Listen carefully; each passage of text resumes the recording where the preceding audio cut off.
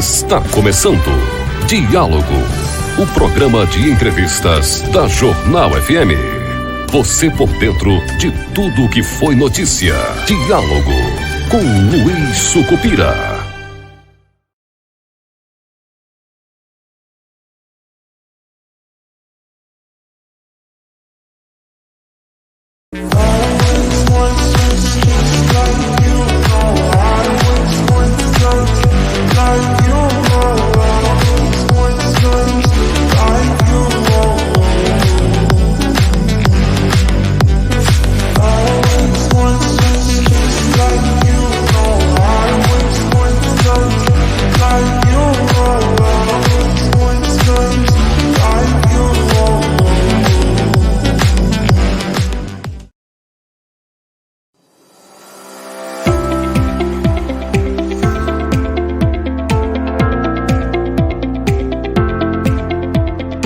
Na Agility Telecom, a qualidade da sua conexão é garantida para você aproveitar do seu jeito. Além de ser internet 100% fibra ótica e com suporte sempre à sua disposição, estamos com promoções incríveis. São planos de 50 MB a 1 GB para você ficar ainda mais conectado.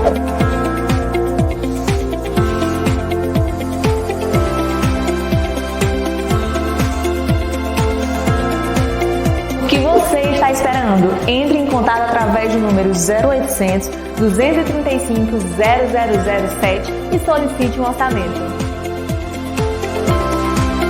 Agility Telecom, um jeito novo de conectar pessoas.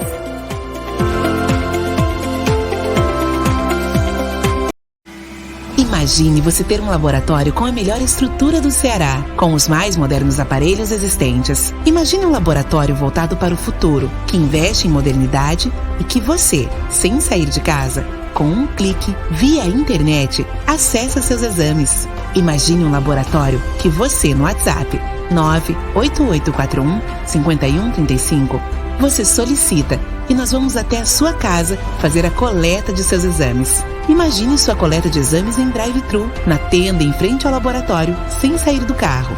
Imagine você ter um laboratório que atende por todos os convênios, ainda atende por cartão de crédito e parcela como você quiser, com os melhores preços da cidade. Agora pare de imaginar, porque você tem tudo isso no novo Lab Gouveia em Iguatu, que agora fica na rua 13 de maio, número 1331, próximo ao Sebrae, e com amplo estacionamento para clientes. Fale com o novo Lab Gouveia pelo telefone 3581-0625 ou WhatsApp 98841-5135. Quer cuidar da sua saúde sem pagar caro? Faça seu cartão Único Vida. O Único Vida é uma empresa associada ao Hospital São Vicente e ao Lab Gouveia. Único Vida é seu plano de desconto com tudo o que você precisa para cuidar da sua saúde. Para que você entenda melhor, o Único Vida é um plano em saúde onde você tem descontos que vão de 20% a 60% para atendimento com médicos especialistas e exames especializados. Faça já o seu e pague a partir de R$ 29,90 mensais para você ter acesso a uma saúde melhor. Ligue, informe-se e solicite a visita dos consultores Único Vida. 2143-8782 ou 98144-9496. Único Vida, Avenida Genô Araújo, 1234, bem no centro da cidade de Iguatu.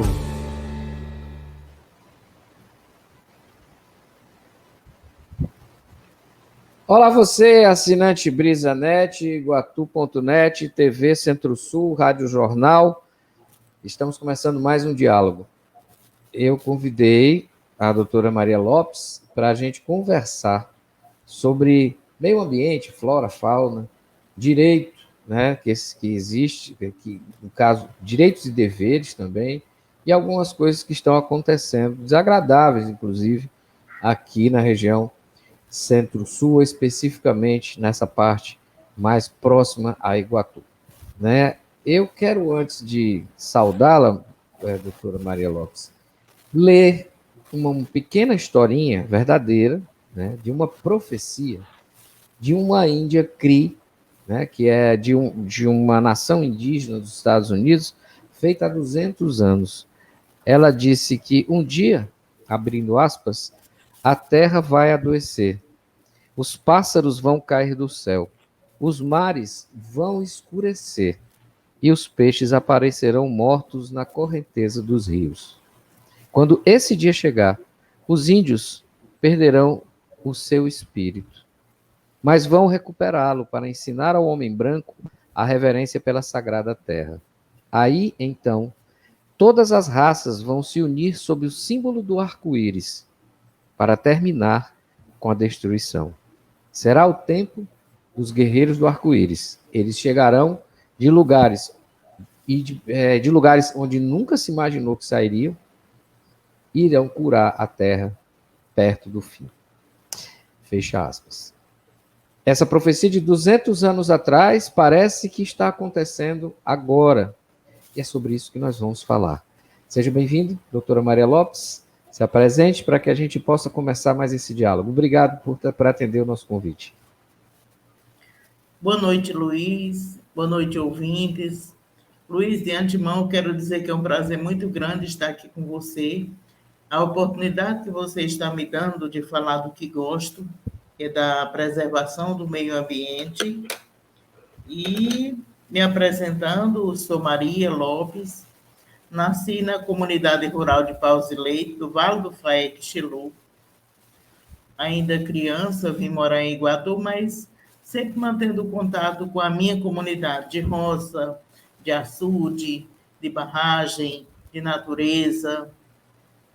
E em 1989, passei no concurso federal, fui trabalhar na Escola Agrotécnica Federal. Tudo veio a calhar na minha vida para aguçar o meu gosto pela defesa ambiental. E lá, Luiz, tive a oportunidade de trabalhar por 20 anos. Aliás, ainda estou na ativa. 20 anos no setor de estágios e visitas técnicas. Nesse setor, eu comecei a ver a questão do manejo do solo, das práticas sustentáveis de agricultura, de produção agrícola. Trabalhei com visitas técnicas, acompanhei relatórios de estágios e nós temos uma trilha ecológica, uma área de proteção ambiental, muitos debates, pesquisadores de alto nível nessa área, inclusive vou citar um livro produzido pelo Dr. Braulio Gomes, professor do Instituto Federal, sobre as espécies florestais da Caatinga, um trabalho muito bonito, um projeto feito sobre as matas ciliares do Rio Jaguaribe, pelo professor Gilcimar do Carmo, enfim, uma gama de trabalhos, de acompanhamentos, de pesquisas, de interesses, que me fizeram ver que o meio ambiente precisa de pessoas interessadas e não é o que vemos nesse sentido. É isso. Bom, o que a gente pode, no caso, falar e fazer sobre isso, a gente vai saber já já. Diálogo 2 anos. Eu sou Luiz Sucupira. Diálogo se constrói com informação e respeito. É rodar a vinheta e a gente volta em definitivo.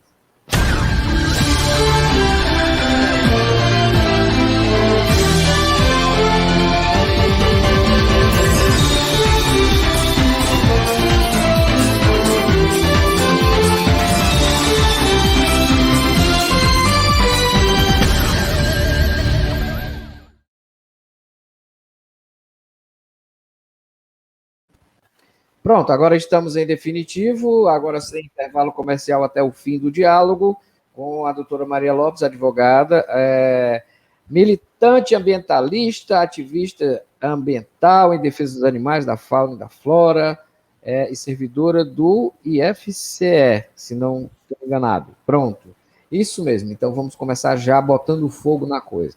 Eu acho essa profecia dos índios da Índia Creek, na realidade é uma Índia da Hopi também, eles são conhecidos por várias profecias que eles fizeram e que aconteceram realmente. Você curioso sobre isso, eles são respeitados, inclusive, mundialmente, né, por causa disso, e você encontra isso no YouTube, vários várias referências a eles com relação a esse negócio.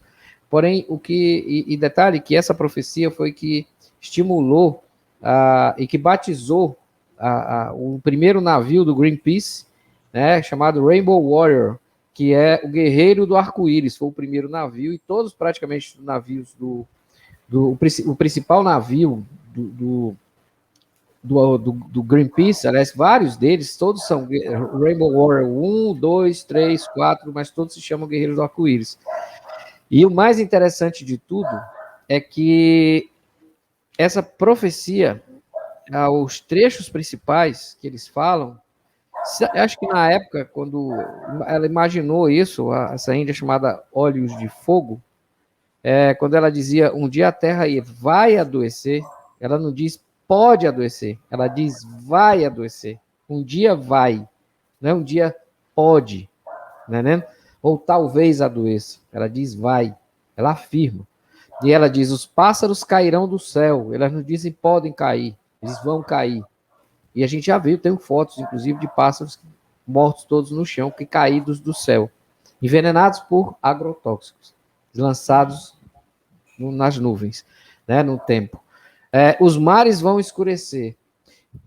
Numa época em que eles não tinham petróleo, a imagem que ela imaginou de um mar escuro, poluído, sujo, é o que a gente vê hoje, é um mar pintado de preto em cima, é o petróleo, né? E os peixes aparecerão mortos na correnteza dos rios. Isso é fácil de saber. Talvez para eles, há 200 anos atrás, eles nunca tenham visto muito peixe morto às margens dos rios, mas nós já vimos vários em vídeos, fotos e tudo que você puder imaginar. Então, gente, o meio ambiente pede socorro e a Caatinga, principalmente, porque nem considerado oficialmente no projeto, segundo conversando com a doutora Maria Lopes, a nossa Caatinga não está, né, dentro dos dispositivos os quais deveria estar protegida por leis, etc, etc, florestal. etc. Florestal, né? Nem cita a palavra, nem cita a palavra. Nem cita a palavra. Eu quero começar por aí. Esse é o primeiro problema que se encontra quando se deseja fazer algo pela Caatinga. E você que está ouvindo a gente aí agora, você continua ligado, porque nós vamos conversar também nesse bate-papo, nós vamos conversar sobre a questão da preservação da Serra do Franco, no Iquixelô, né? Por sorte, além de ambientalista e ativista ambiental, a doutora Maria Lopes é quicheloense, então fica fácil eu falar da Serra do Franco e o que tem lá, porque ela conhece aquilo ali também. A outra situação são os torneios de caça. Eu vou precisar, realmente quero tocar nesse assunto, porque eu acho isso absurdo, absurdo e absurdo.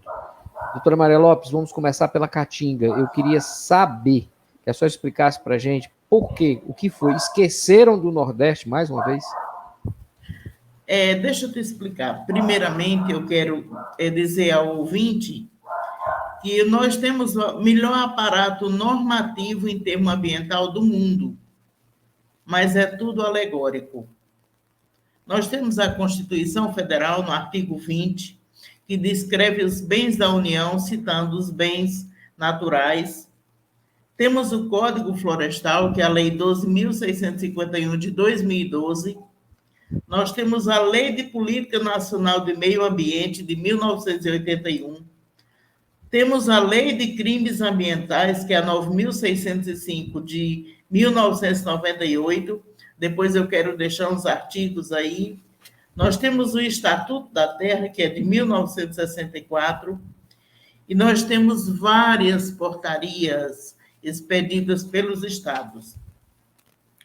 No caso da Caatinga, vamos nos ater porque é 11% do bioma nacional e é o único bioma exclusivamente brasileiro. Em nenhum outro país do planeta se tem Caatinga. Luiz, acredite que desse bioma, nem mais 10% existe intacto. Tudo alterado quando não se entrando em processo de desertificação. Aí você diz, Caatinga, palavra interessante que não é citada no Código Florestal, porque, bom, eles preferiram classificar como um bioma qualquer. O bioma é o conjunto de fauna, flora, tudo que existe num determinado local. Não citaram Caatinga. Eu não sei qual foi a intenção, não vai ser o meu mérito julgar isso, mas que é estranho é porque citaram a Mata Atlântica, a Amazônia, o Cerrado, e não citaram a Caatinga. A Caatinga é uma palavra de origem tupi que quer dizer mata branca, certo? E, como eu disse, muitas das 300 espécies da Caatinga de animais são espécies endêmicas, quer dizer, aquelas que fazem parte, só existem naquele local. E dessas 300 espécies, nós temos 136 ameaçadas, entendeu? E dessas 136, 46 estão ameaçadas pelo tráfico de animais. Isso só para você ter uma ideia. Outra coisa muito preocupante são as queimadas. Nós temos que atentar para isso. Quando se queima, não é só o mato que queima, é o habitat dos animais. Então, muitos ninhos, muitos pássaros, répteis se perdem, sementes, inclusive. Se dá erosão do solo. Nós temos, Luiz, na região de Crateús, desertificação plena. Com a desertificação, o solo fica tão empobrecido que é incapaz de servir para alguma coisa. Então, você veja o risco que estamos passando de perdermos capacidade de produção, de perdermos os nossos animais, que é a cadeia alimentar. Quando morre uma espécie, uma outra é alterada, que é de predadores, e há uma sequência de prejuízos naturais. As pessoas não entendem. Você citou caçada. Luiz, você imagine todas as semanas torneios de caça sendo promovidos. Região de Jucás, que eu estou sabendo, região de Solonópole, na Serra do Franco, em Quixelô, região de Acopiara, região do Truçu. Você está perseguindo caçadores? Não. Eu estou querendo que a população abra os olhos enquanto podemos fazer alguma coisa pelo meio ambiente. Não é perseguição a caçador, é proteção à caça, que é o animal, que é a fauna. É isso que está acontecendo. Pois não, Luiz?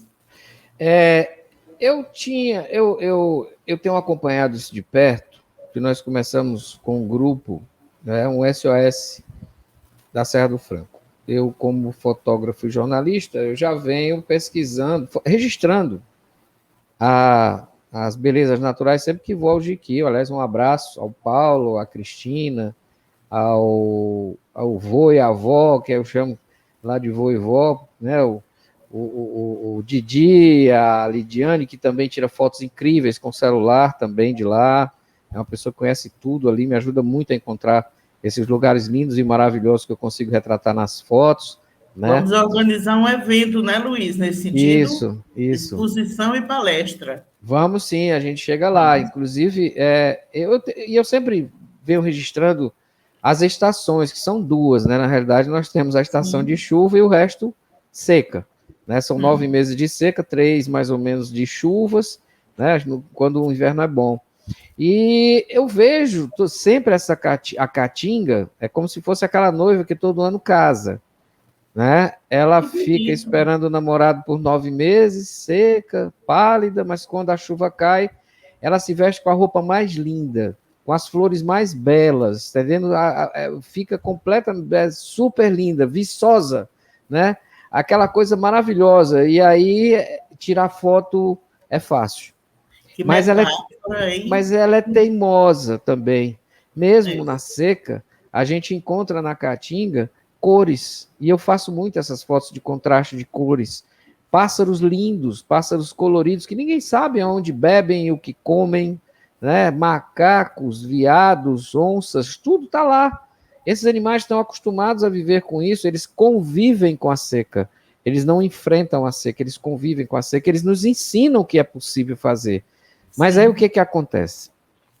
Com essa preocupação aconteceu no dia que eu fui fazer uma foto. Eu fiz uma foto normal, estava procurando cenários para o ensaio fotográfico, agora eu realizei um da Mariana Guedes, né, na natureza, com luz natural, que é como eu gosto de fazer, nada de estúdio. Eu acho que o estúdio é muito confortável, tem ar-condicionado, tem tudo, né, você controla tudo, mas na natureza você tem que se adequar à mudança de luz e tudo. Então é um desafio fotografar no tempo, né? É muito complicado e é extremamente desconfortável, tanto para a gente que está fazendo, como também para modelo, né? Porque tem toda uma equipe por trás. Enfim. E eu, nessa prospecção, fui fotografar e encontrei uma broca gigante. Aquilo me doeu. Aquilo doeu em mim, né? E publiquei a foto e disse: é necessário que a gente faça alguma coisa. Quando eu digo a gente faça, porque, doutora, no Brasil nós sofremos de um problema sério, que é a nossa passividade. A gasolina pode estar R$100 e o povo não vai à rua exigir que ela baixe. A comida está pelo olho, caríssima, e as pessoas estão escolhendo o que comer, comendo osso de primeira e de segunda, porque eu nunca vi isso, só tem no Brasil, osso de primeira e osso de segunda, né? E continuam sem reclamar, aceitando tudo passivamente, esperando um salvador da pátria. A gente vê a foto do corrupto e o reelege. É o pior. Pois é. Mas nós temos uma outra situação. Mas isso, inclusive, é histórico do brasileiro. Ele se comporta como visitante, né, na terra que é dele. Ele acha que sempre vai ter um síndico que vai controlar esse prédio todo chamado Brasil. E entrega nas mãos dessa pessoa, simplesmente diz assim: vai tu, faz aí. Ele não tem responsabilidade praticamente nenhuma com o país que é dele, com as coisas que são dele, com tudo que está no entorno dele. Isso é grave. Mas isso é grave, isso é desde quando? Isso vem na própria história da gente. Ora, nós não fomos descobertos, fomos invadidos. Depois, nós não tivemos... A nossa independência foi decretada por uma crise de mau humor de um imperador. Ele teve uma crise de imperador, ele estava com dor de barriga, resolveu, se zangou ali, disse: chega, eu vou lá no meio do nada, só com os militares em volta dele, a escolta dele, recebeu uma carta, não gostou, e disse: o Brasil está liberto de Portugal, tal, aquela coisa toda, vontade só dele, a população não participou disso. Aí você vem depois a proclamação da República, que foi o primeiro golpe de Estado da gente. Aí, ou seja, o Marechal Deodoro estava doente. Ele foi levado para lá pensando que ia destituir um sindicato e não o imperador. Quando ele disse: agora está feito.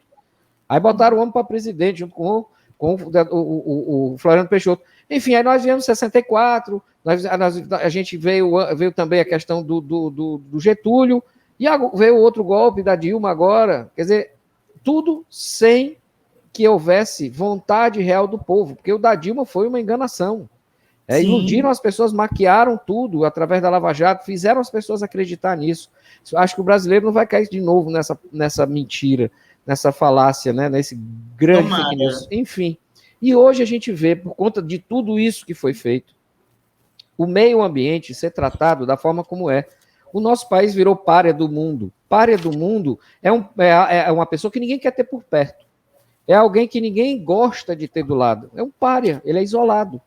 E, infelizmente, nós estamos isolados dessa forma. Temos um presidente que não liga para o meio ambiente. Temos ministros que também não estão nem aí para isso. Já não estavam para o povo, não estão tendo nada, não tem nada a ver com isso. E isso gera nas pessoas um sentimento de que eu posso fazer o que eu quiser. E não é bem assim. Então, aquela foto da serra que eu tirei na Serra do Franco, ela mexeu comigo. E eu disse: eu preciso fazer alguma coisa. Eu não posso ficar aqui só sentado falando. E nós já começamos, avançamos bastante. Com o material que a gente tem, o grupo já começou a se mexer. Tem a Natália, tem Roberto Rodrigues, tem a vereadora Verlândia Guedes, tem tanta gente. Tem uma professora, acho que é Noeli, acho que, se não me engano, inclusive ela tem um estudo também interessante sobre isso. O ISEC já fez um trabalho, tentou também mexer nisso, também na época, não avançou muito. Mas essas pessoas estão aí lutando ainda, né? Estava meio adormecido, mas aí acabou reacendendo e demos mais um passo importante. Nesse caso, aconteceu em paralelo também, quando você começa, como eu digo, quando você começa a cavar e a mexer, você acha osso, né? Você vai achar alguma coisa. E aí aconteceu, eu estar sabendo dessa história dos torneios de caça, né? Brincadeira de matar. Eles alegam que pegam o tatu e depois soltam. Ora, você pega o tatu, tira ele da toca, e aí o que faz? Leva ele para outro lugar e solta no outro lugar. Ele não vai achar o caminho de volta. E com certeza, se tiver crias, vão morrer. Então o crime aconteceu. Ele não precisa matar o tatu para cometer um crime. O fato de ele ter tirado ele do ambiente onde ele estava, do microsistema, já é um crime. Ele né? já praticou o maltrato. Sim, claro, já. Sim. Já. E aí veio a história da onça parda lá, de Tarrafas, que foi notícia nacional aquilo ali. As pessoas, inclusive, já estão respondendo o processo, e as multas, eu espero, torço, que sejam muito pesadas, que sirva-se de lição, que aplique-se a lei apenas, né?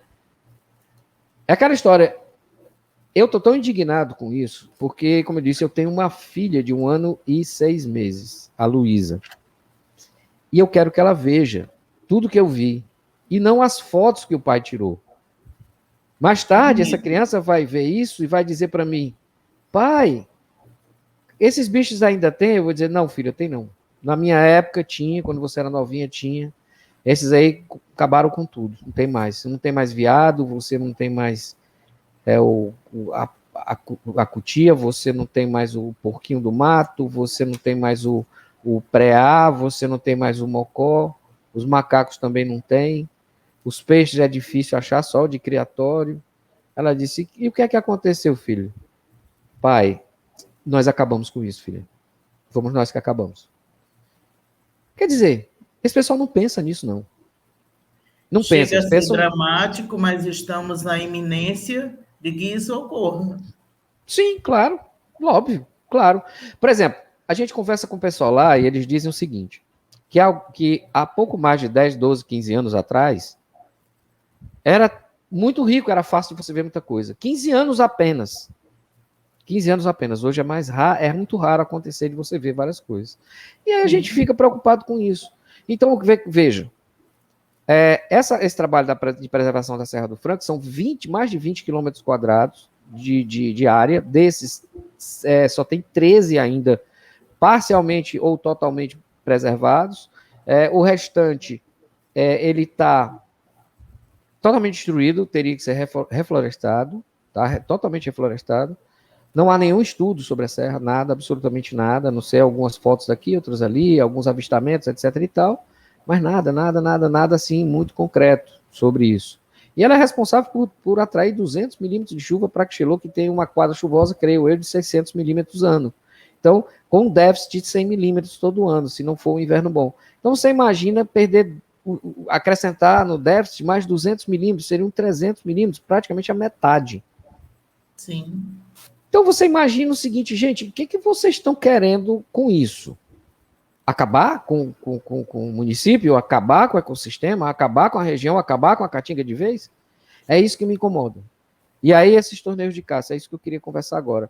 Falei muito, mas é porque na realidade eu queria falar mesmo. Na minha intenção era essa mesmo, é falar mesmo, levar a coisa. Eu até então estava calado, né? Eu estava fazendo algumas pequenas postagens, mas ainda não tinha trazido o assunto ao diálogo.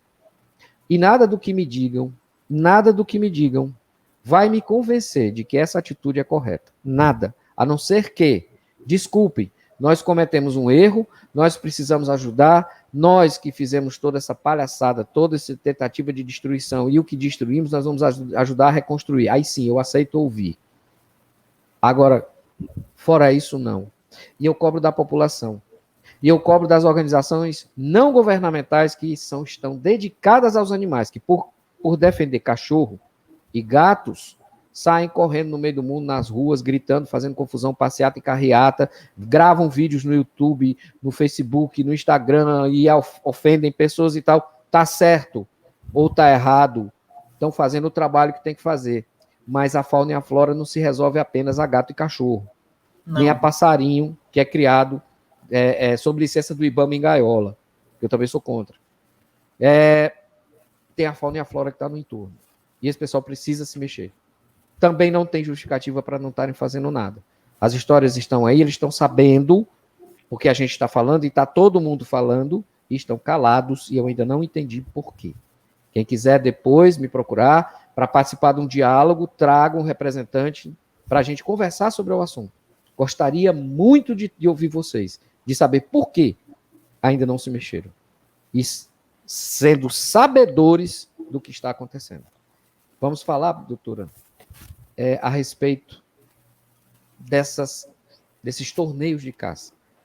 O que está acontecendo? Quais as providências estão sendo tomadas? O que nós podemos esperar em prol dos animais?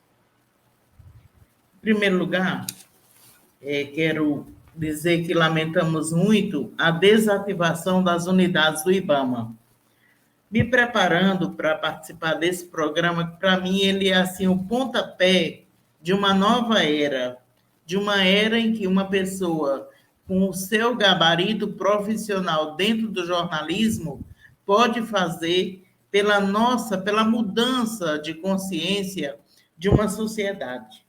Então, conversando com o doutor Romualdo Lima, hoje pela manhã, falando exatamente da desativação das unidades do IBAMA, eu disse, doutor, porque ele é procurador federal. Doutor, como é que está essa situação? Quantas unidades ainda existem em funcionamento? Ele disse, lamentavelmente, nós só temos no Ceará o escritório em Aracati e um em Sobral, só, e nada mais.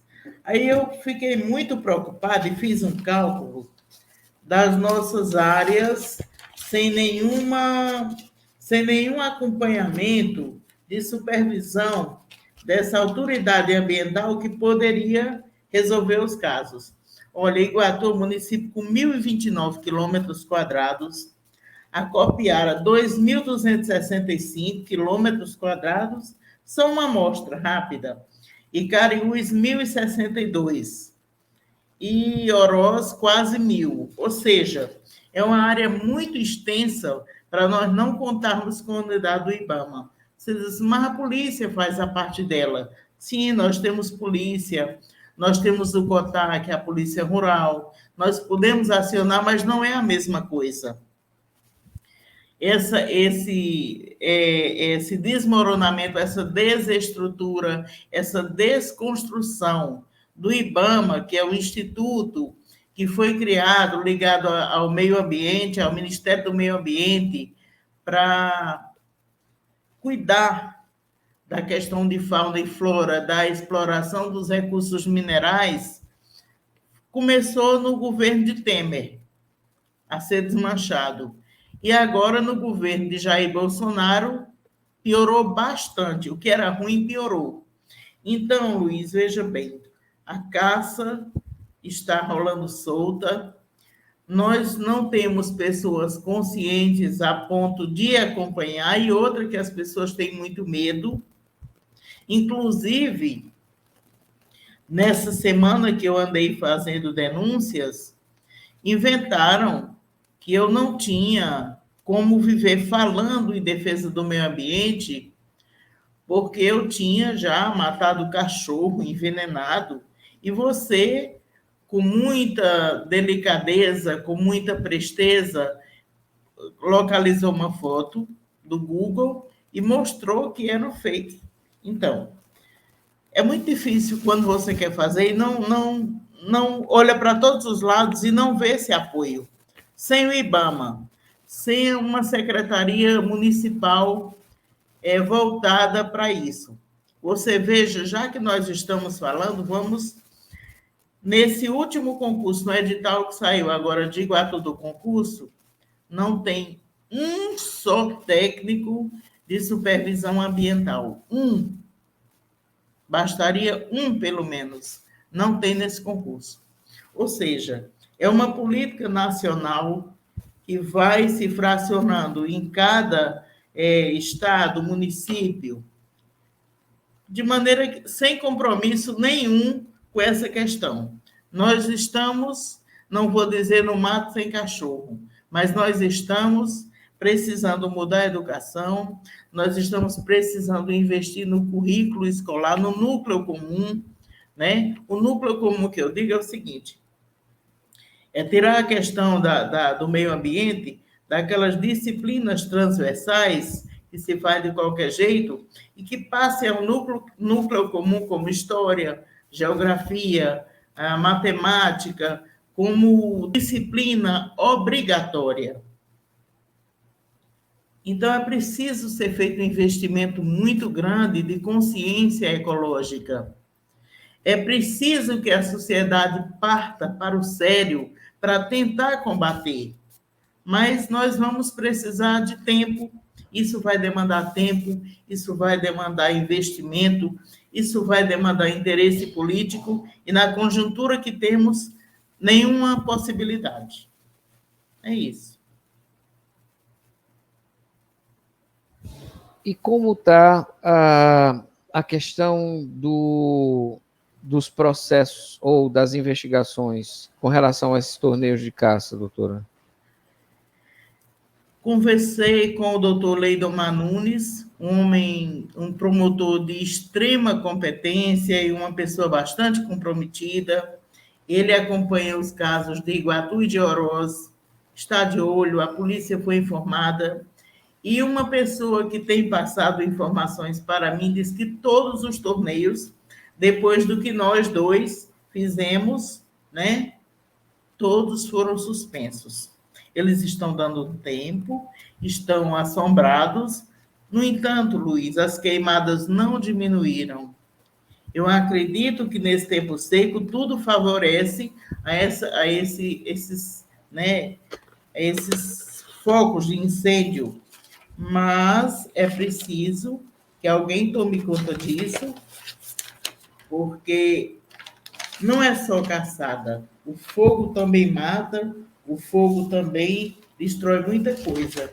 E um pouquinho antes de começarmos aqui no programa, eu vi uma notícia de hoje, lá no Parque do Cocó, muitos focos de incêndio.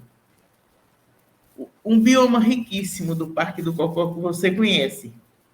Sim. Muitas espécies animais, muitas espécies arbóreas, arbustivas, bem caatinga, mas uma caatinga rica, favorável, tudo pegando fogo, inclusive com a fumaça, porque também tem a questão da poluição, né? A fumaça prejudicando pessoas, muitos bairros, entrando na cidade, na zona urbana, enfim. Eu estava até procurando aqui agora as imagens de queimada que eu fiz no último ensaio. Na realidade, aquele lugar já foi queimado algumas vezes. Há 2 anos atrás eu fui lá, tinha umas árvores mais altas, foi destruída. Sobraram poucas, e o restante agora parece que foi. O próprio do Carcará mal tinha uma árvore para poder subir. Né? E a gente vê aquela situação é desoladora. Mas eu quero dizer o seguinte, o que acontece? Os índios, que são sempre muito sábios com relação à terra, dizem que queimadas em setembro, outubro, novembro, elas danificam o meio ambiente e ficam fora de controle. É o que a gente está vendo. E eles fazem queimadas, mas eles fazem queimadas na época que há uma relva mais verde, tá? E um pouco mais úmida. Exatamente para que esse mato seco que é queimado, ele vira material orgânico que sim, vai alimentar a natureza. Essa explicação, inclusive, eles fazem e explicam isso. Isso é uma tradição que eles sabem que não pode fazer. Então, a queimada não é uma coisa que não acontece, só que acontece de maneira sábia, correta e programada e com cuidado. Não pode ser feito de qualquer jeito, não pode ser feito em qualquer solo. Né? E o pessoal faz isso... Pois não. Uma interferência. O índio ele é tão sábio e muitas das técnicas milenares eles criaram. Por exemplo, a técnica do aceramento. Eles afastam o bloco que será queimado de outras vegetações. Eles fazem essa limpeza de acero. Eles não fazem a coisa indiscriminadamente. Então, o nosso rurícola, na prática de broca, muitas vezes ele também trabalha com isso. Só, Luiz, que devido à secura, devido às altas temperaturas, até essa questão da broca teria que ser analisada, Nós não temos inspeção técnica nesse sentido. Não temos. E as secretarias de agricultura dos municípios, que normalmente elas trabalham com a pasta do meio ambiente, elas nem dispõem de investimento nesse sentido. Muitas vezes não tem pessoas preparadas para isso, porque cada coisa tem a sua especificação. Você pode ser um ótimo técnico na sua área, mas você não ter nenhum conhecimento de como lidar com essa preservação do meio ambiente. O seu limite é o quê? Manejo de solo, práticas agrícolas favoráveis, sustentabilidade, tal, mas precisa de algo mais. Você sabe que é assim, né? Não existe essa preocupação das gestões. Não existe. Não é isso que nós vemos. É verdade. Nesse caso dos torneios, você colocou que eles suspenderam todos os torneios. Sim. Na realidade, eu vou falar, como jornalista, para o pessoal que está nos assistindo, com certeza alguém que participou do torneio, deixando bem claro, eu não tenho medo. Se eu tivesse medo, eu não seria jornalista. Então, eu não vou parar enquanto vocês não pararem de matar animais por esporte, por brincadeira. Eu sei que existe digamos, uma peste de jacarés em alguns lugares do Brasil, como tem nos Estados Unidos, e a caça é autorizada como para manejo, controle da população desses animais. Sim. Eu sei também que existem uns porcos chamados catitu, se não me engano, são queixadas. Eu acho que foi catitu. Javalis, pronto. Isso, catitu e o queixado é nosso. Obrigado pela intervenção. E esses javalis, eles vieram para cá, eles nem são daqui, eles foram trazidos para cá, ficaram fora de controles. Animais exóticos. Exóticos, eram criados para o abate para abate para carne, né? E alguns fugiram, entraram mata dentro e se procriaram, proliferaram, enfim. E hoje eles estão prejudicando realmente não só as plantações, mas também o meio ambiente, ou seja, eles são animais estranhos ao ecossistema. Então, existe a caça autorizada para fazer esse tipo de coisa, certo? Ou seja, o governo autoriza, o IBAMA autoriza e agradece que eles estejam fazendo isso, obviamente, para que haja o controle da população, ou seja, que a praga diminua. Acontece isso também. Isso é um fato. Isso é algo que está dentro da lei, é perfeitamente possível, não vão dizimar os javalis, mas vão colocar em situação de controle. Até porque ele nem é do Brasil, né? Um animal típico da gente, né? Como é o queixada e como é o catitu, né? Agora, você sair de casa para matar por esporte bichos de estimação não, bicho em extinção, né? Estimação não, extinção, em extinção, não é em risco, é em extinção. Apenas por diversão, podem ter certeza disso. Segundo a lei, pois não. Segundo a lei, é motivo torpe.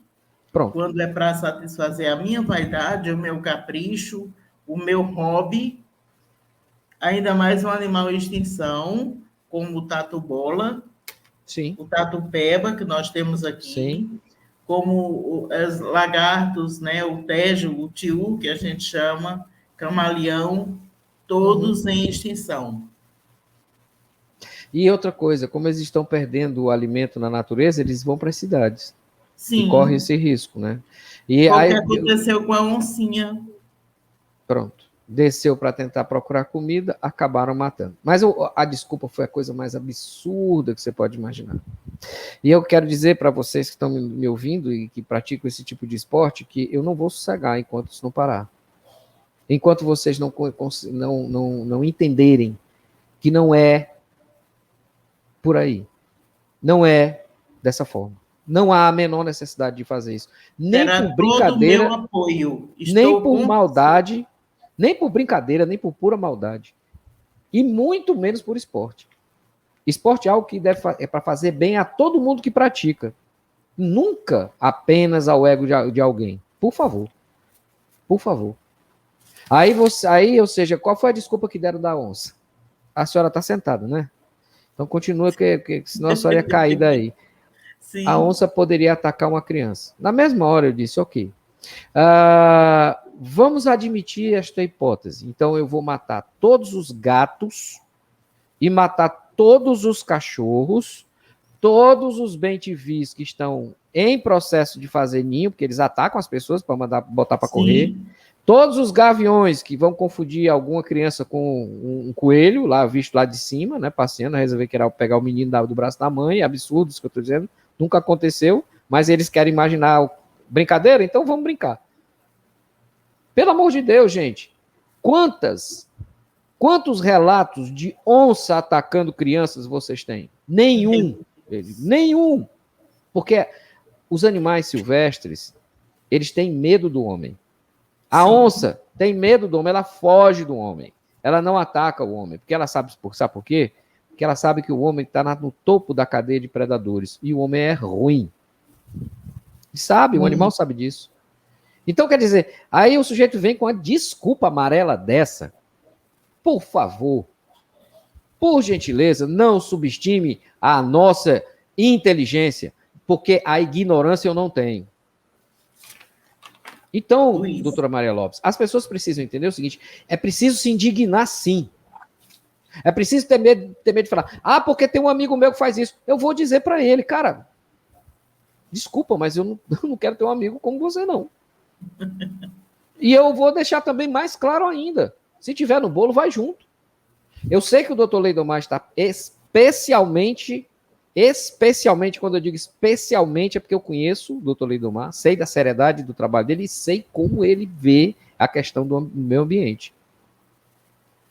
Ele está especialmente envolvido nessa história. E ele não vai sossegar também enquanto ele não pôr ordem na casa. Quero destacar também todo o apoio do doutor Marcos Sandro Lira, delegado regional da Polícia Civil. Também é outro que não gosta disso. Não, e do doutor Wesley, outra figura que está assim maciçamente fantástico, também, envolvido. Fantástico. Luiz, a equipe maravilhosa, meus parabéns. Eu sei que quando foi levado o problema para eles, eles não só ficaram indignados, como também ficaram revoltados, botaram a faca no dente e foram para cima. Sim. Eles disseram, eu soube inclusive de comentários que disseram, não me importa se é filho de papai ou se nem pai tem, vou atrás e vou descobrir. Quer dizer, isso não é brincadeira. As pessoas, então, se suspenderam a brincadeira, eu sugiro que acabe. Porque se voltarem, é como eu disse, os nomes já se têm, os vídeos já se têm, sim, as provas já se têm, está tudo na mão da justiça. A justiça vai se movimentar no momento certo. Vão fazer outra coisa. Vão ouvir música, vão fazer o seguinte, vou dar uma sugestão para vocês, compra um monte de muda de árvore silvestre e vão plantar. Vão criar lugares. Vão criar codorna, vão alimentar as galinhas, vão fazer qualquer coisa, mas pelo amor de Deus, vão ficar com a família. Sim. Deixa os bichos em paz. Compra uma câmera fotográfica. Eu te ensino a fotografar. De graça. Para você ir lá na mata, passear, fazer as fotos e deixar os bichos lá. Você traz só as fotos. Deixa os bichos lá. Então, gente, me revolta. Eu tô, assim, como eu disse, eu fiquei muito tempo calado com isso e hoje, nesse diálogo, eu resolvi falar. Porque chega. Chega. E eu não estou esperando nenhum salvador da pátria, não. Não estou. Eu estou me juntando com pessoas que realmente puxaram a manga da camisa, certo? Levantaram da cadeira e perderam, e não tem medo, né? Perderam. E não tem medo de falar e de fazer. E é isso que vai acontecer. Eu costumo dizer que eu sou igual o rabo de lagartixa. Jornalista é igual a lagartixa. Você corta o rabo, ele cresce de novo. Pois é. Então não tentem. Porque a gente não vai parar enquanto isso não parar. Esse aviso que foi dado pela Justiça, pela lei, pelo doutor Leidomar, pelo movimento dos delegados, aquilo tudo que aconteceu é um sinal cordial, gentil, para que a brincadeira que vocês começaram, vocês suspenderam, sabiamente, parabéns por terem suspendido, por medo ou não, mas parabéns por terem parado, pelo menos durante esse tempo, não vai haver morte de bicho, tá? É por brincadeira, mas aproveitem que já suspenderam e parem. vão fazer outra coisa. Doutora, eu queria só lhe perguntar uma coisa aqui, porque o assunto tá bom. O papo tá bom. E eu tenho certeza que quem está me ouvindo também está concordando. E quem não está concordando, faça uma reflexão. Também não estou preocupado com quem não está concordando. Muito bem, exatamente. Agora, quais são as penas que esse pessoal pode pegar se resolverem fazer a coisa de maneira bem dura? Eu queria falar sobre isso. Depois que a gente terminar esse assunto, eu quero falar sobre a sua atuação junto às ONGs, que eu sei que a senhora promove, acompanha algumas situações em que as multas que seriam aplicadas de indenização, etc. e tal, a senhora consegue converter para essas mesmas ONGs que hoje não estão se mexendo com relação a esse assunto. Mas antes eu queria que a senhora listasse o que é que pode acontecer com quem promove esse tipo de matança. Pronto. Inicialmente, eu quero dizer que a questão ambiental se trata de uma ação pública incondicionada. O que é que significa isso? Significa que, se chegar aos ouvidos da polícia, a polícia toma providência. Não precisa que, necessariamente, como no caso, digamos assim, um crime contra a honra, é preciso que você entre com a representação. O crime contra o meio ambiente não precisa, porque dá conta de todo mundo. O artigo 32 da Lei 9.605 diz o seguinte: praticar ato de abuso, maus tratos, ferir ou mutilar animais silvestres, domésticos ou domesticados, nativos ou exóticos. A pena é de detenção de 3 meses a 1 ano e multa. Quando é detenção de 3 meses a 1 ano e multa, você, além de pagar essa multa, que vai ter que desembolsar o dinheiro, dependendo do crime, da sua capacidade, você pode usar a tornozeleira por um tempo, ficar marcado, entendeu? O parágrafo 1º diz que nas mesmas penas incorre quem realiza experiência dolorosa ou cruel em animal vivo.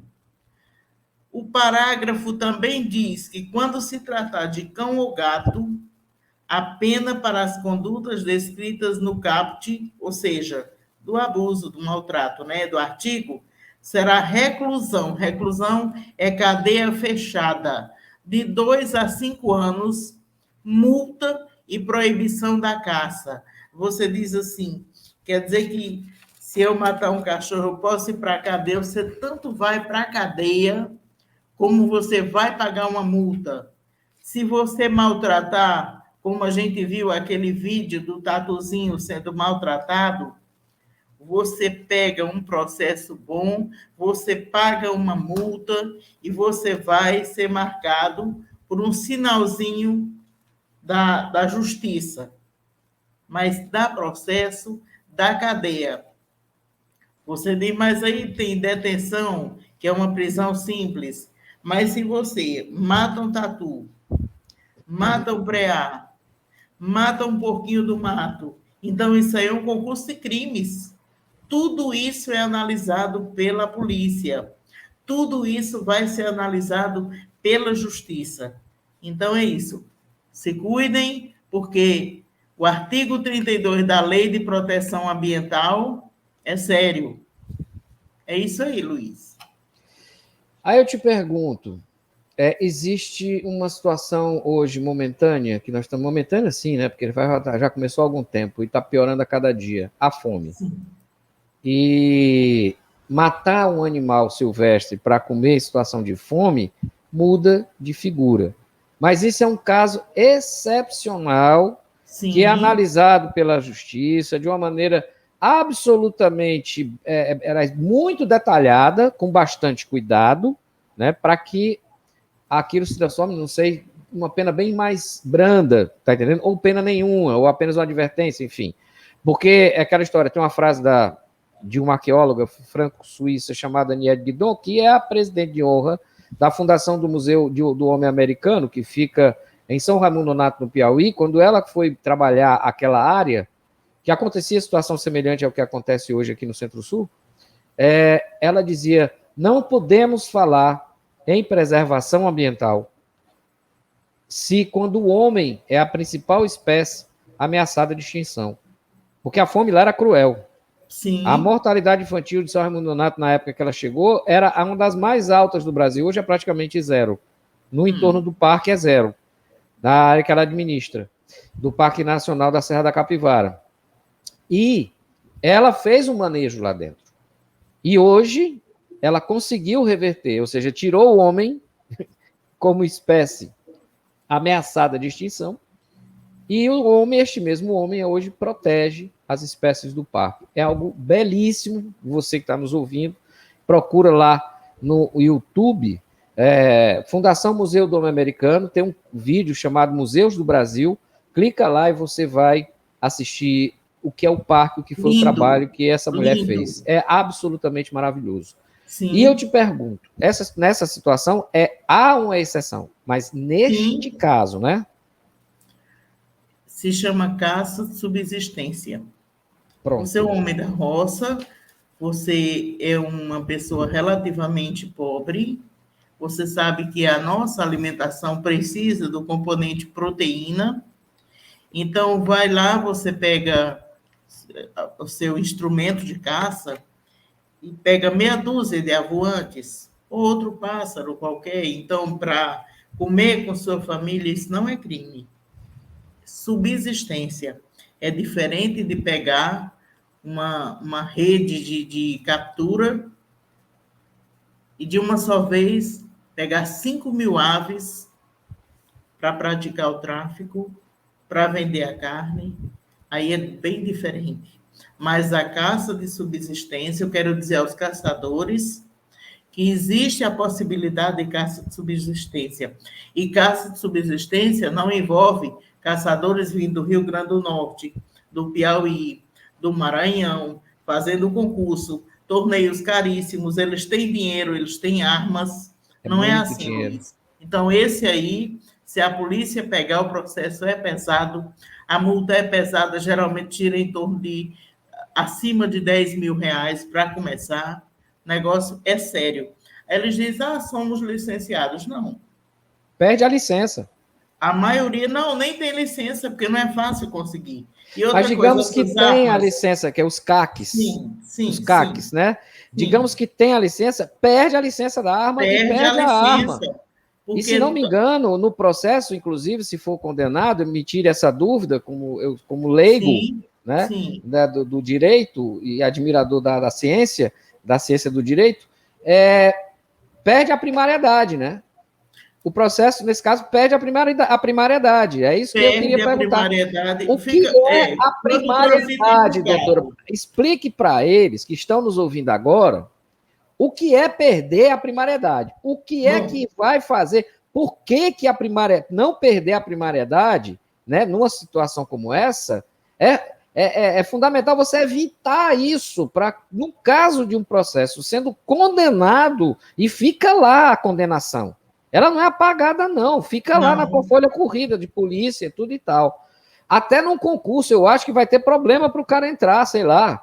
Tá entendendo? Vai ter problema. Então, explica para esse pessoal todo que está aí o que pode acarretar essa brincadeira, tá entendendo? De sair por aí atirando, se divertindo, matando os animais por pura brincadeira. Bom, eu vou criar um personagem que é pura ficção. Vamos supor que Toinho de Janjão. Toinho de Janjão, pessoal, deixando claro para ninguém entrar em pânico achando ou sair espalhando fake dizendo que o Toinho de Janjão existe. Ele não existe, tá? O Toinho de Janjão é uma personagem, assim como o Orson Welles tentou fazer na Guerra dos Mundos e o povo endoidou porque pegou a história a caminho. Então, lembrando que Toinho de Janjão é algo que não existe, é um personagem apenas para ilustrar a fala da doutora Maria Lopes, para que você possa entender o tamanho do bucho que você pode pegar. Toinho de Janjão é organizador de torneio de caça. E Toinho de Janjão foi flagrado ou foi denunciado como tendo praticado vários, tanto maus tratos como morte de animais. E também nesse processo, nesse cenário, ele tenha sido flagrado com armas, com munição, com artefatos de caça, e que, juntando tudo, vamos ao inquérito. Chega na polícia, vai ser feito um inquérito, o inquérito vai mandar para a justiça e vai ficar na mão do juiz, o Tonho de Janjão vai ser processado.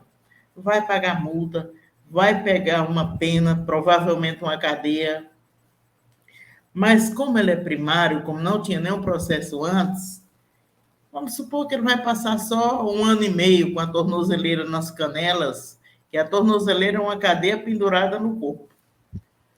Bom, ele, depois que transita em julgado, o que é transitar em julgado um processo?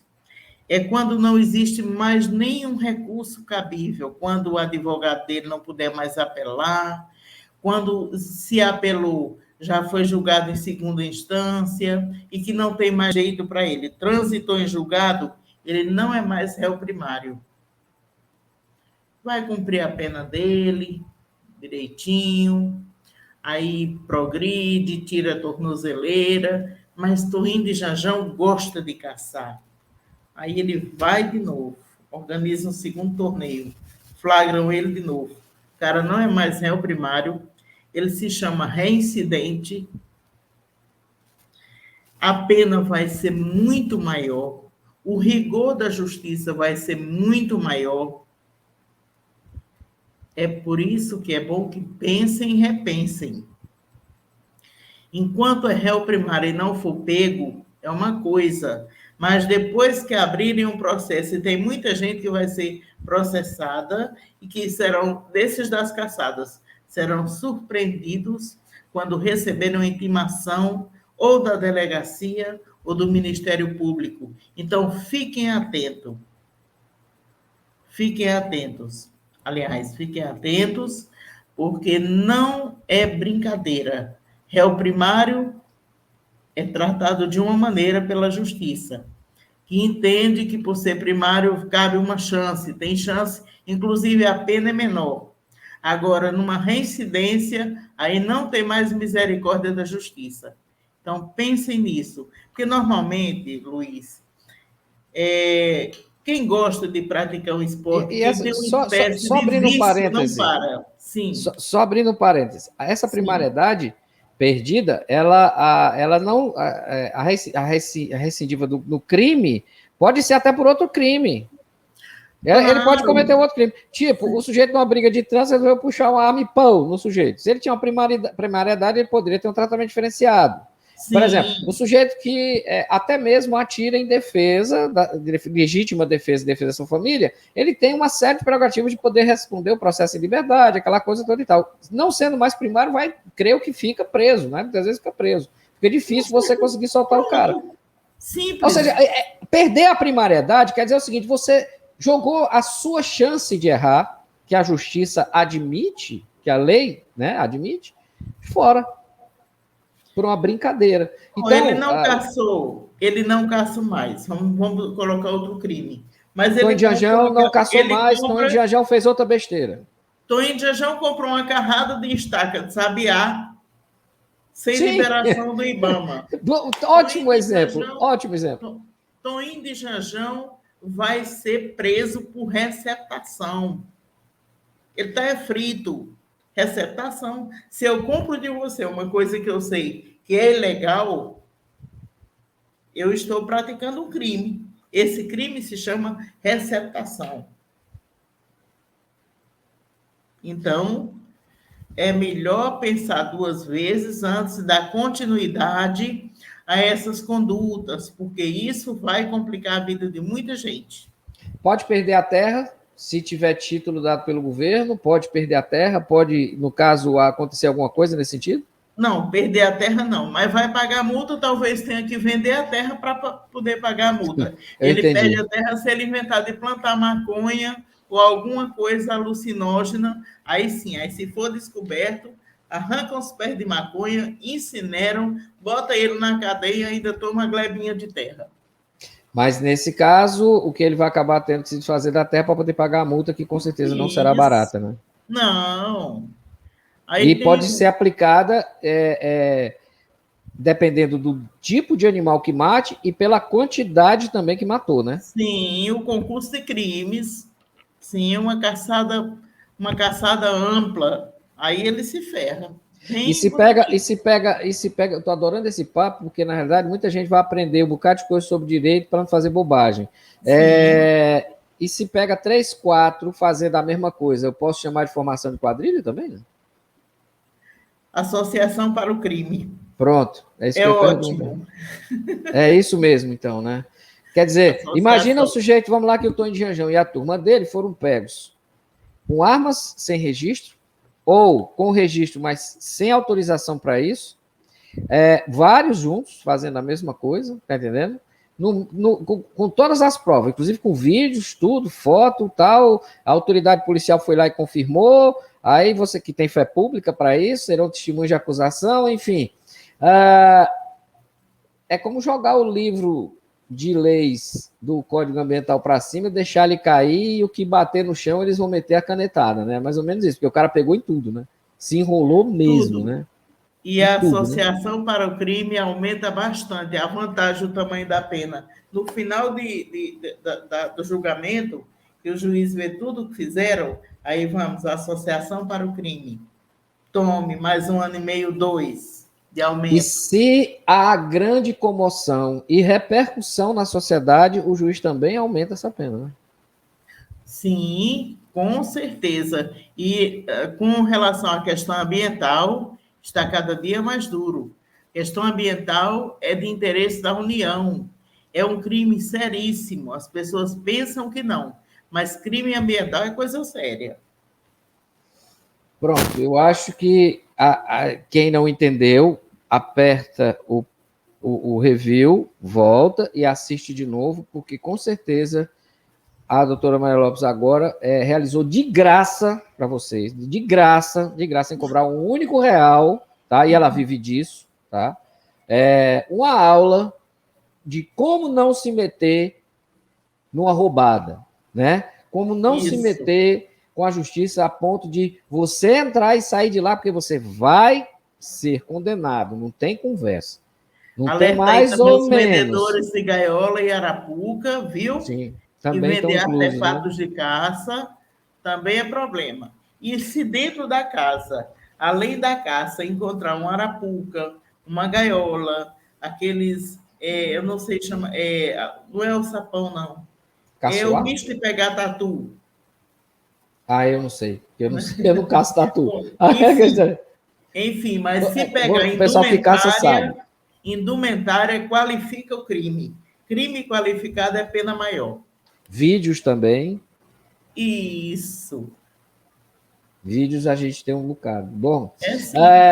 tem bastante. E aí o que acontece? E eles nem se preocupam em esconder os rostos, nem a voz, nem chamar um ao outro pelo nome verdadeiro. É impressionante.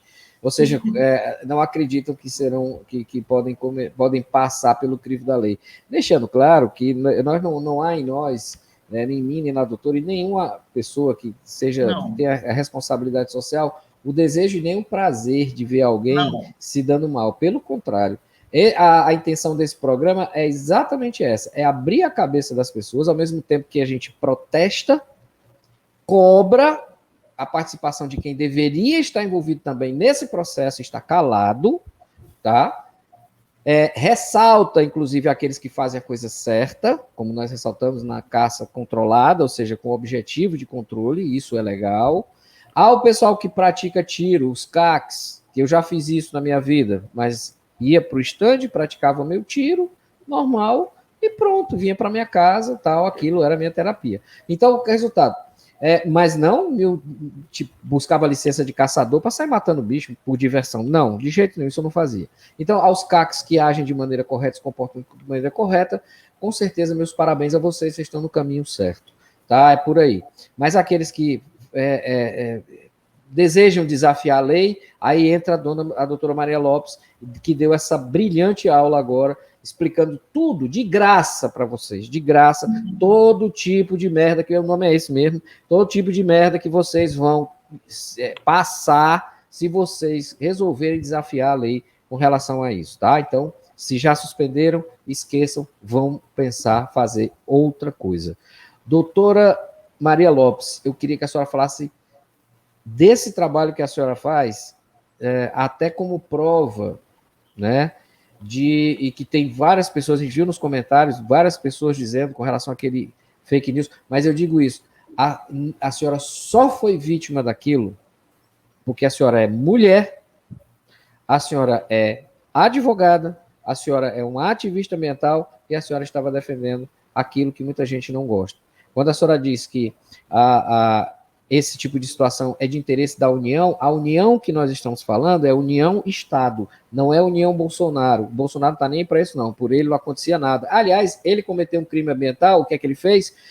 Puniu o fiscal do IBAMA, o chefe da fiscalização do IBAMA, ou seja, o cara até hoje é perseguido e praticamente ele não pode ocupar cargo nenhum porque ele multou o então deputado cometendo um crime ambiental e a multa ficou lá. A multa depois ele mesmo tirou, o próprio Bolsonaro tirou a multa dele mesmo, cancelou a multa dele mesmo, pegou o cara que estava cumprindo o seu dever, a sua tarefa de maneira correta, tirou da chefia e botou o cara no pior lugar possível como punição. Ou seja, é quando quem deveria dar o exemplo é a pior referência no assunto.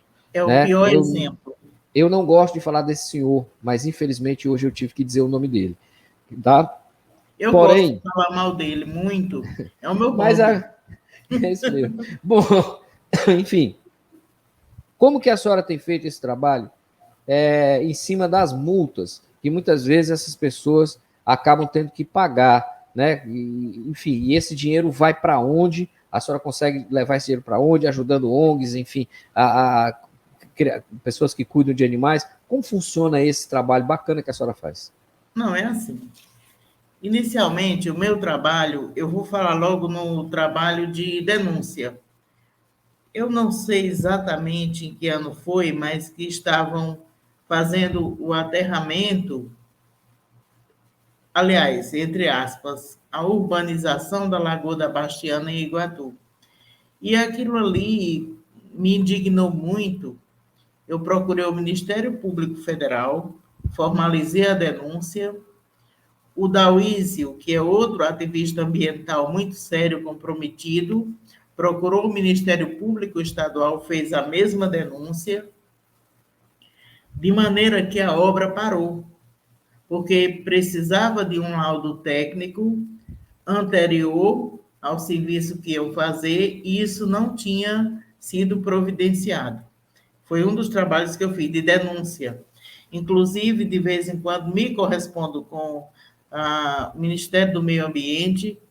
Não confio mais, eu te falo sério, eu não confio muito, sobretudo depois que começaram a desativar as unidades do IBAMA.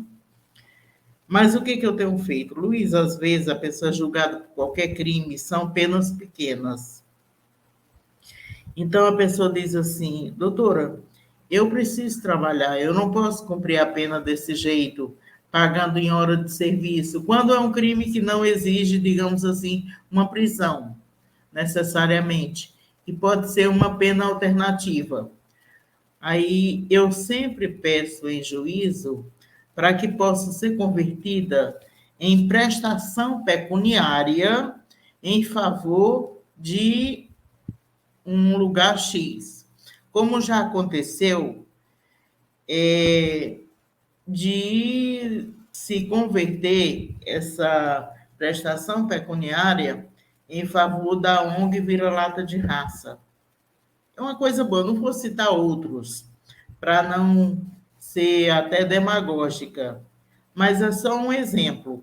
Então, a pena que deveria ser de prestação de serviço comunitário, de cesta básica, ser convertida num dinheiro que vai ser de serventia para ajudar a esses animais, a quem mantém essas ONGs de proteção animal. Então, esse tem sido o meu trabalho. Me preocupo muito em ver mantidas, bem atendidas, e quando isso ocorre, eu penso assim, eu fiz alguma coisa pela sociedade nesse sentido. Eu não vou citar os casos que já ocorreram, para não parecer a política barata, porque aqui o nosso objetivo é defendermos com unhas e dentes o meio ambiente e, mais uma vez, destacando a sua preocupação, a sua inteligência, a sua sensibilidade nesse sentido. Eu tenho feito um trabalho na rede social, eu estou criando uma ONG, não tenho ainda tudo oficializado, porque eu preciso de tempo, eu não estou com esse tempo disponível e preciso de uma área de terra para poder instalar a ONG chamada Toca do Tejo, que vai cuidar exclusivamente da caatinga da região Centro-Sul. Estou anunciando aqui, há muito tempo tenho esse projeto todo pronto, né? Pelo menos não preciso gastar com advogado nesse sentido, mas eu preciso ter tempo e sede. Mas eu chego lá. É isso, Luiz. Ótimo, muito bom saber disso. Eu gostei demais dessa conversa. Já estamos com 1h16 de papo. Olha como passa rápido. Só. Quer dizer, e olha que bacana. Com certeza eu acredito que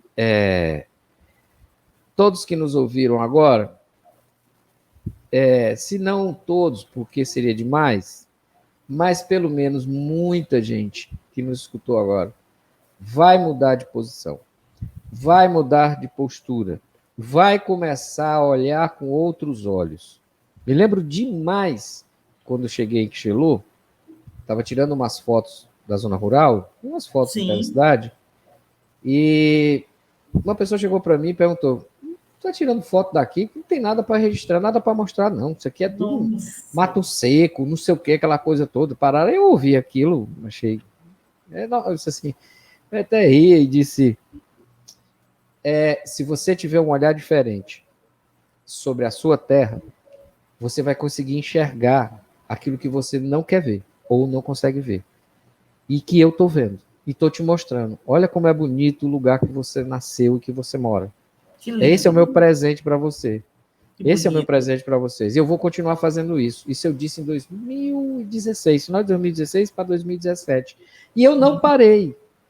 São mais de 6.000 fotos já registradas. Eu não sei qual escolher para uma exposição de 10. Já imaginou? De 6.000 você tirar 10 fotos. Né? Então, quer dizer... E eu aprendi a amar esse lugar. Eu aprendi a amar esse lugar. Aprendi a amar esse lugar porque as pessoas que gostam do que eu gosto, né, admiram aquilo que eu também admiro, né, que é a questão do que a gente chama de afinidade, me ensinaram e me ajudaram, sempre me dizem: "Ei, cara, tu já fotografou aquele lugar tal? Lá tem isso, tem isso, tem isso." Eu digo: "Eu vou lá." E aí a gente vai. E lá a gente fotografa. Eu fiquei horas deitado no mato, debaixo de uma árvore, escondido, me arrastando, com uma câmera e uma lente de 300mm, para tentar fotografar uma família de corujos, de caboré, que o pessoal chama. E esses caborés ficavam escondidos dela, porque estavam bem novos. Aí ele disse: "Não, espera mais um mês e pouco, 2, sei lá, que quando você vier a família está toda aí. E você vai poder fotografar eles grandes." Eu tenho uma foto da família inteira. O pai, a mãe e os três caborezinhos. Né? E fotos que eu consegui chegar perto deles é o suficiente para fotografar. Tem uma foto que inclusive está no meu Instagram, quem quiser olhar, fica à vontade, @LuizCupiraNeto. Está lá, você encontra essa foto, essa dos caborés, o olho bem amarelo, olhando para o céu, com medo de um carcará que estava voando por cima. Então, quer dizer, eu fiquei horas ali deitado para fazer essa foto. Né? E várias fotos que nós já fizemos e registramos. E aquilo passou a ser algo que, além de eu gostar, fazer o que eu estava gostando, eu passei a querer que outras pessoas pudessem ir no mesmo lugar que eu, chegar lá e fazer a mesma foto. Registrar a mesma natureza, registrar a vida, registrar ela acontecendo, ela se renovando, e não ela morta, por brincadeira, ou por queimada. Sim. É isso. Então, quer dizer...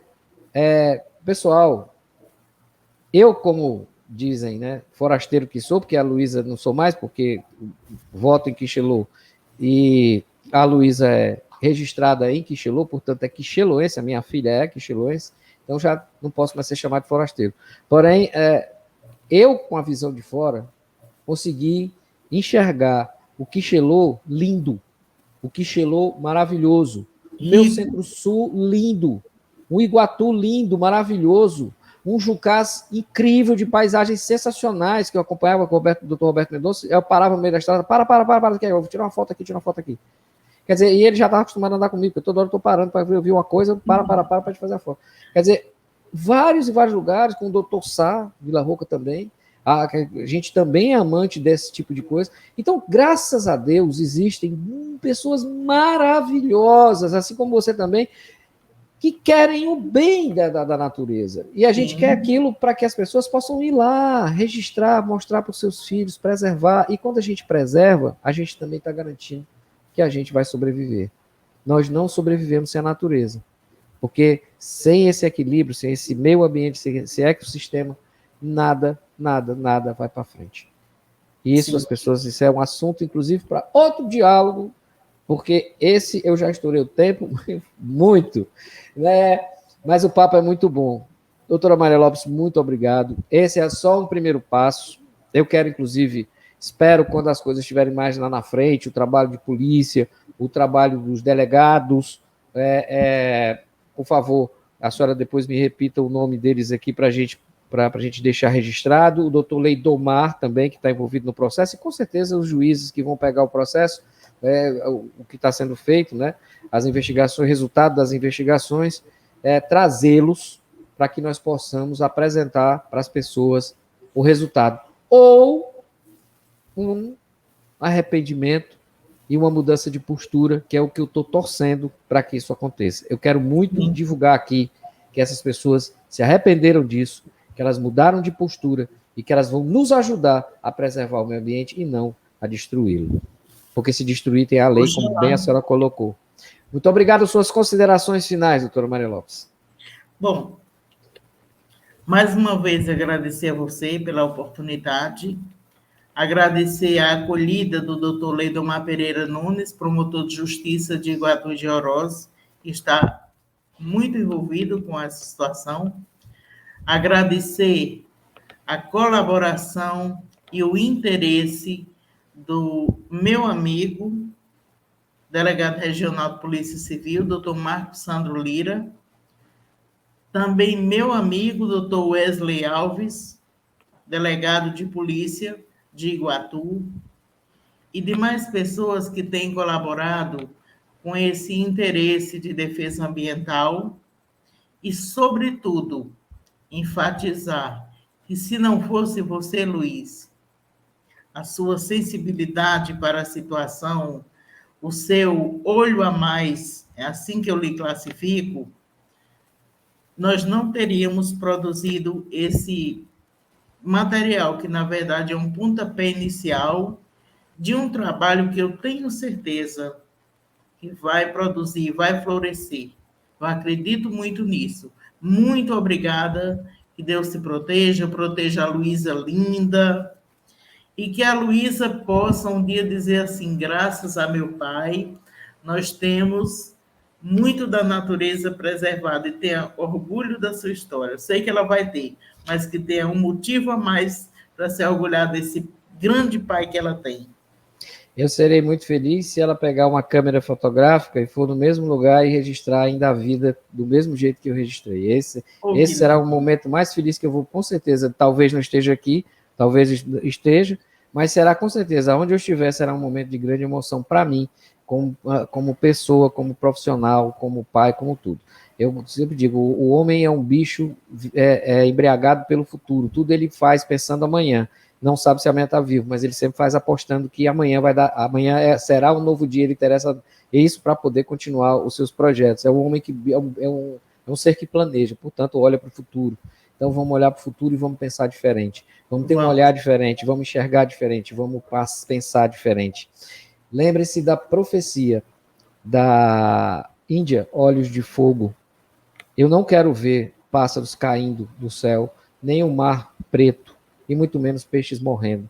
Eu quero ver a vida bonita como ela é, linda, maravilhosa, como Deus fez. Na assinatura dele do DNA, de praticamente tudo que tem um número chamado 10565. que na geometria divina quer dizer Yahvé. Olha que coisa linda, né? E o número da perfeição, que é o que eu chamo de a sequência Fibonacci. Depois vocês procuram no Facebook, no Instagram, vocês vão entender o que eu estou falando. Chama-se a geometria divina. É sensacional, isso é muito bacana. Mostra que nós podemos ser melhores, quase perfeitos, mas com certeza muito melhores do que nós somos hoje. Muito obrigado pela participação de vocês. Diálogo 2 anos. Eu sou Luiz Sucupira. Semana que vem a gente volta com um novo assunto. Tchau, pessoal. Até a próxima semana. Você ouviu Diálogo com Luiz Sucupira.